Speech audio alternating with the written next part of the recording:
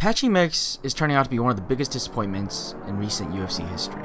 He reminds me a lot of Will Brooks in the sense that both of these guys came into the UFC with a ton of momentum, with long win streaks, and wins over high caliber fighters. Now, I don't fully subscribe to the idea that he's just in the UFC now and things are different. I mean, the UFC in today's age is full of guys who are a couple fights into their careers getting signed on because they just need bodies to fill cards. But there is some truth to it. We can't deny that because the UFC is the UFC and they own 99% of all top talent in the sport. But even with that, it's not like Patchy Mix came into the UFC beating nothing but tomato cans.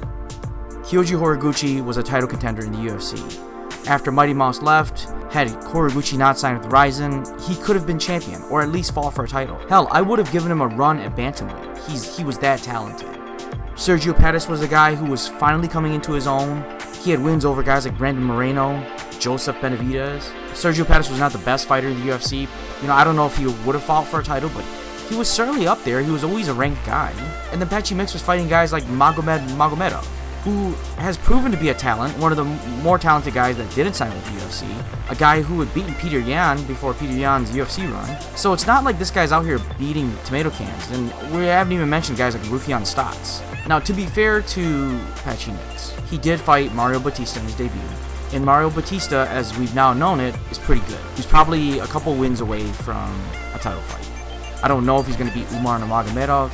That's a whole conversation unto itself, but if he wins that fight, I have a hard time denying him a title shot. And then he fought Jacob Wittlach, who's been a hot prospect for a minute. Maybe that fight shouldn't have been as close as it was, but it was. And this is a guy that we've been looking at for a long time. He's KSW champ, and if you're a KSW champ, you are legit. It's like being a Cage Warriors champion. If you're there, you're someone that needs to be signed. But even with that fight probably should not have been that close. And I thought Patchy Mix won that fight. It was a close fight, but I thought I gave him 29-28 for that fight. But even with that, Patchy Mix has been a disappointment. The fact is that Patchy Mix was running through fighters who were higher ranked, who had been more proven than Jacob Wittlach, and he came in and he's going tooth and nail with this guy. Part of it is that even when the fight is on the mat where Patchy Mix does his best work, he just can't seem to get going. And I don't know what's gotten into him. Some of his critics have noted that he looked really bad in the Magomedov rematch.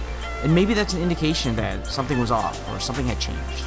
Some of these guys, they peak and then they're just never the same again.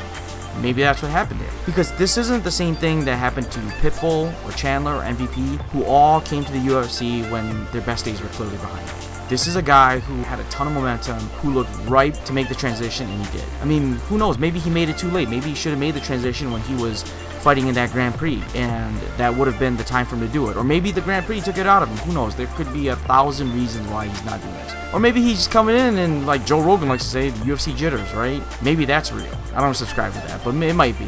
It could be different for everybody. But he's not even like an Aaron Pico, who has been inconsistent his whole career. At least Aaron Pico came into the UFC and looked like $1 million until he got knocked out. But Patchy Mix has just been flat from the start. I don't know where he's going to go. I don't know where he's at, but all the momentum he built up before his UFC run is basically gone at this point.